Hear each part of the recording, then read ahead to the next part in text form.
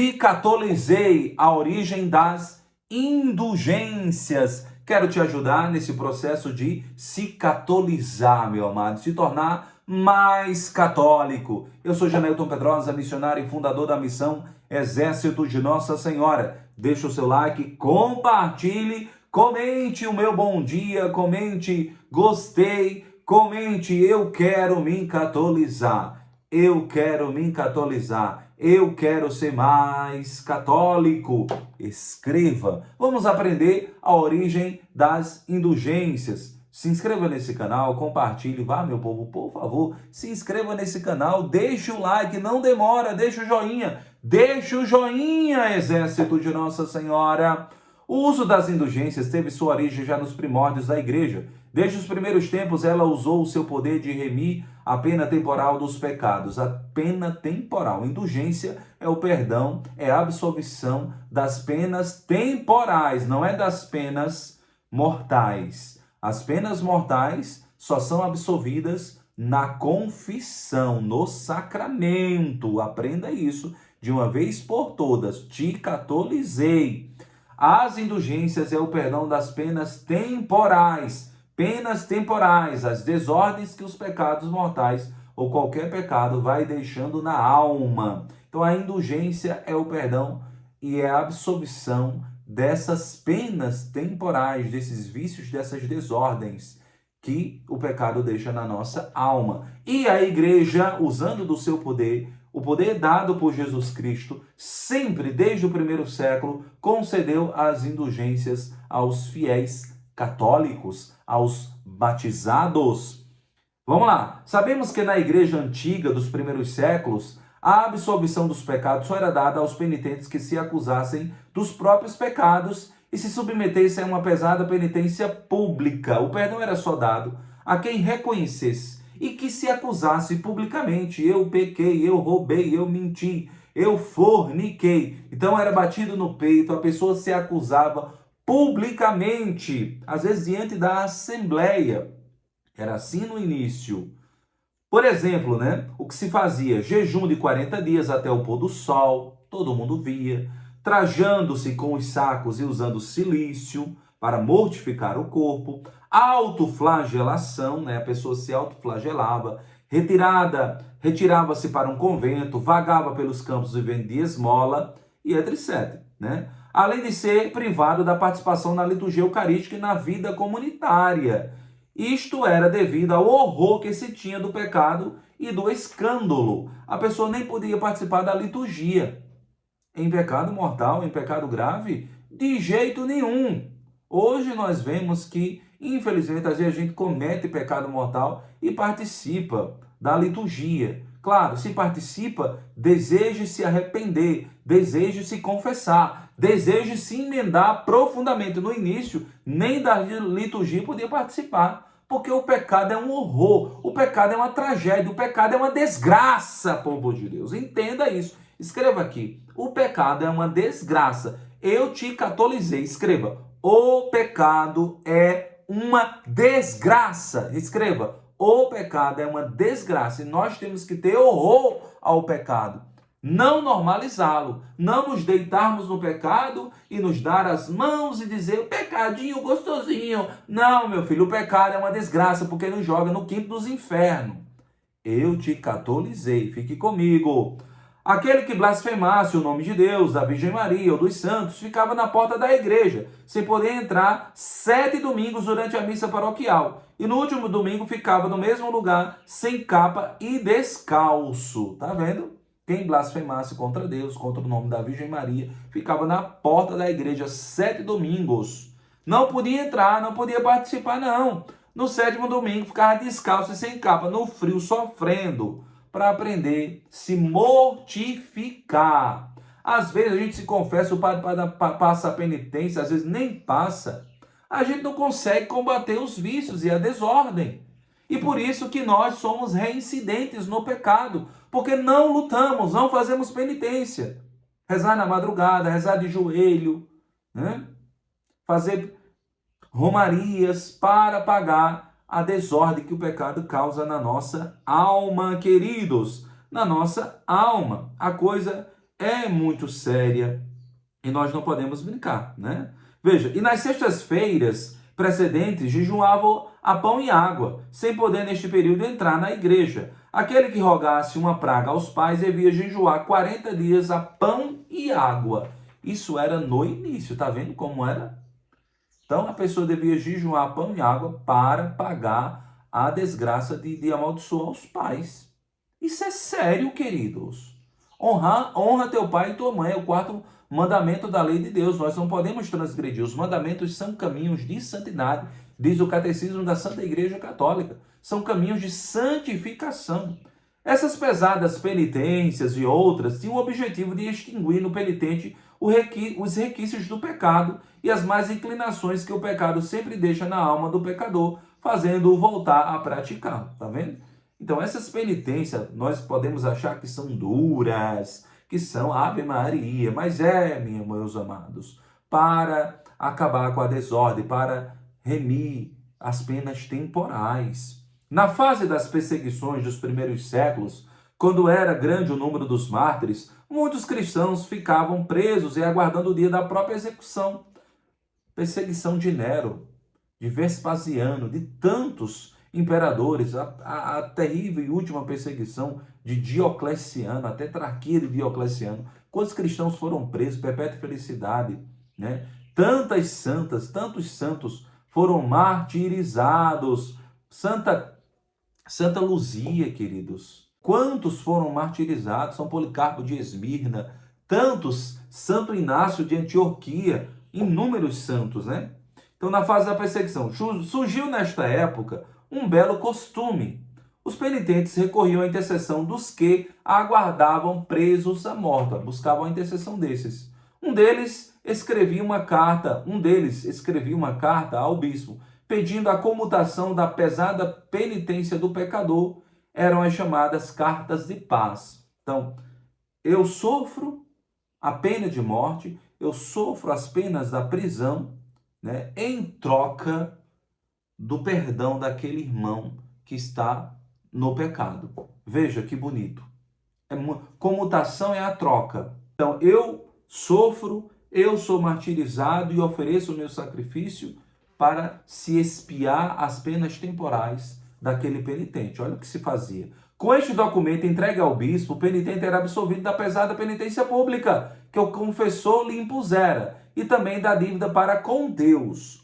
Essas penitências eram praticadas em jejum, romarias, depois da confissão. O padre aplicava a penitência, tá? O padre aplicava. E a pena temporal que a penitência satisfazia, né? Então, o sacrifício dos mártires eram oferecidos para o penitente. Se uma vez oferecido, ele não precisava pagar aquelas penas todas de jejum, de caminhada, ficar fora da igreja. Assim, transferia-se para o pecador arrependido o valor satisfatório dos sofrimentos do mártir, tá vendo? O valor satisfatório do sofrimento dos mártires era oferecido para o pecador penitente. E ele não precisava fazer aquelas penitências, né, tão rigorosas. Por quê? Porque o mártir ofereceu o seu sacrifício. O valor satisfatório, é muito bonito. Por isso que chama-se também comunhão dos santos. Nós somos remidos pelos méritos de Cristo. E aqueles que estão associados a Cristo, que sofrem, também nos ajudam com o seu sofrimento e com a sua vida de santidade. Desta forma, começou o uso da indulgência na igreja. Muitas vezes os penitentes não tinham condições de saúde suficiente para cumprir essas penitências tão pesadas. Isto fez com que a igreja, com o passar do tempo, em etapas sucessivas e graduais, fosse abrandando as penitências.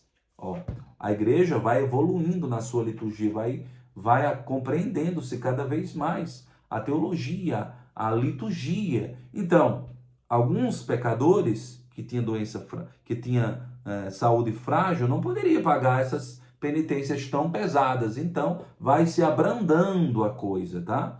Na Idade Média, a igreja, com a certeza de que ela é a depositária dos méritos de Cristo, de Nossa Senhora e dos santos, o chamado tesouro da igreja, começou a aplicar isto aos seus filhos pecadores. Veja, O que é o tesouro da igreja? Os méritos de Cristo, os méritos da Virgem Maria e dos santos. Então, a igreja é a depositária, a igreja é quem administra esse tesouro e ela pode aplicar aos fiéis penitentes, né? Inspirados pelo Espírito Santo, os papas e concílios a partir do século IX entenderam que podiam aplicar esses méritos em favor dos penitentes que deviam cumprir penitências rigorosas. Tá vendo? A igreja no século IX, orientada pelos concílios, pelos papas e pelo Espírito Santo que rege a igreja, entendeu que poderia aplicar esses méritos aos penitentes, às indulgências. Não?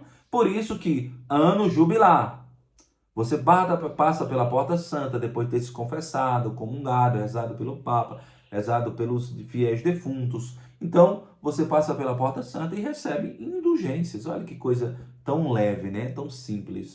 Simples sim, queridos. Então, assim surgiram as obras indulgenciadas, que substituíam as pesadas penitências. O jejum rigoroso foi substituído por orações. A longa peregrinação por pernoitar em um santuário. As flagelações por esmolas e etc.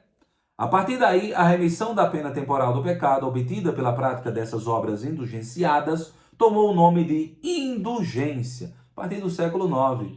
Tá vendo? Foi evoluindo, foi se compreendendo. As obras indulgenciadas, recebíamos a indulgência, o perdão das penas temporais, pela penitência, pelos sacrifícios, agora pelos méritos de Cristo, da Virgem Maria, dos santos, podemos receber, né, as indulgências. E foi se compreendendo. Então, as indulgências foram inventadas no século XV com Lutero. Não! Não! Desde o século I. Lutero é um pagão herege, né, que não deve estar no céu, com certeza. Nos exemplos das pesadas penitências públicas citadas acima, elas eram substituídas respectivamente por uma indulgência de 7 semanas e por uma indulgência de 40 dias. Por isso, as indulgências eram contadas em dias, semanas e meses, porque assim eram também contadas as penitências públicas. Repito, nos exemplos das pesadas penitências públicas citadas acima, elas eram substituídas respectivamente por uma indulgência de 7 semanas e por uma indulgência de 40 dias. As penitências rigorosas foram substituídas, né? Indulgência de 7 dias, de 40 dias. Por isso, as indulgências eram contadas em dias, semanas e meses, porque assim eram também contadas as penitências públicas. Isso, outrora, era assim que se fazia, no passado, né? Quanto durava a penitência pública rigorosa, do jejum, das caminhadas, do pedido de esmola? Então, eram contadas as indulgências também. 7 dias, 7 semanas.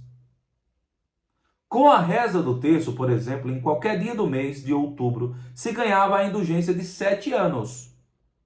Outubro é mês do rosário. Outubro é mês do rosário. Então, o que é que se fazia no passado? Então, se rezava o terço em qualquer dia de outubro, você ganhava indulgências por 7 anos. Era assim. Gente, a doutrina das indulgências se renovou, se foi reformulada por Paulo VI em 67.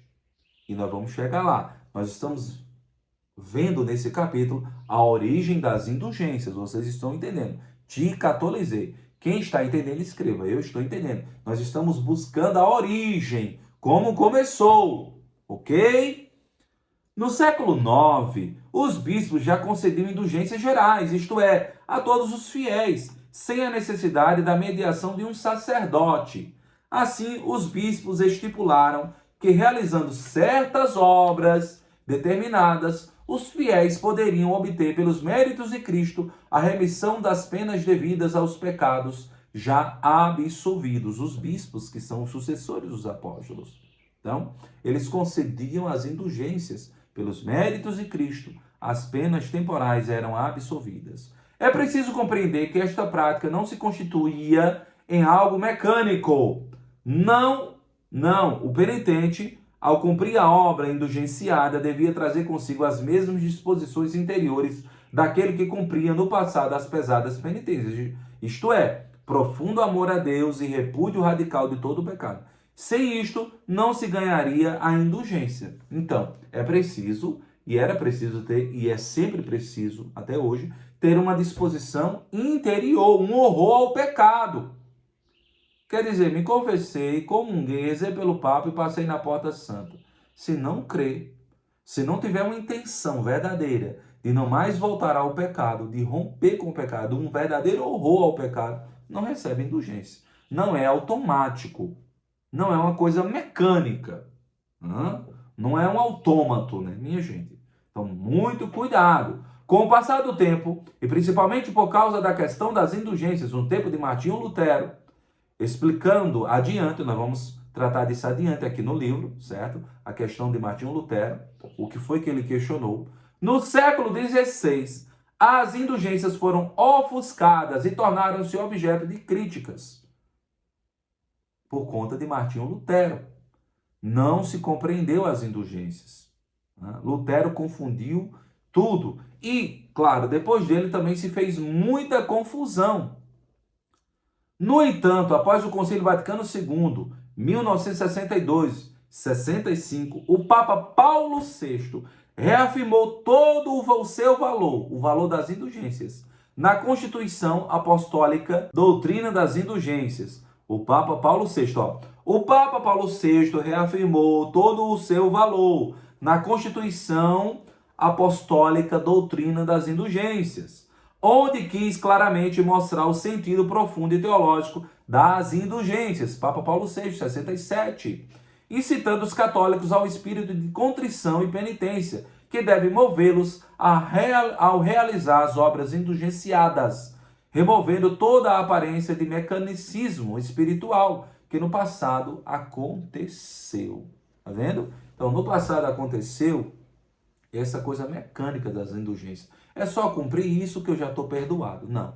Tem que ter uma disposição interior, um verdadeiro horror ao pecado, o crer na absolvição das penas temporais, na misericórdia de Deus, o desejo profundo de amá-lo e fugir do pecado. Não pode ser de forma mecânica. Lutero causou uma confusão.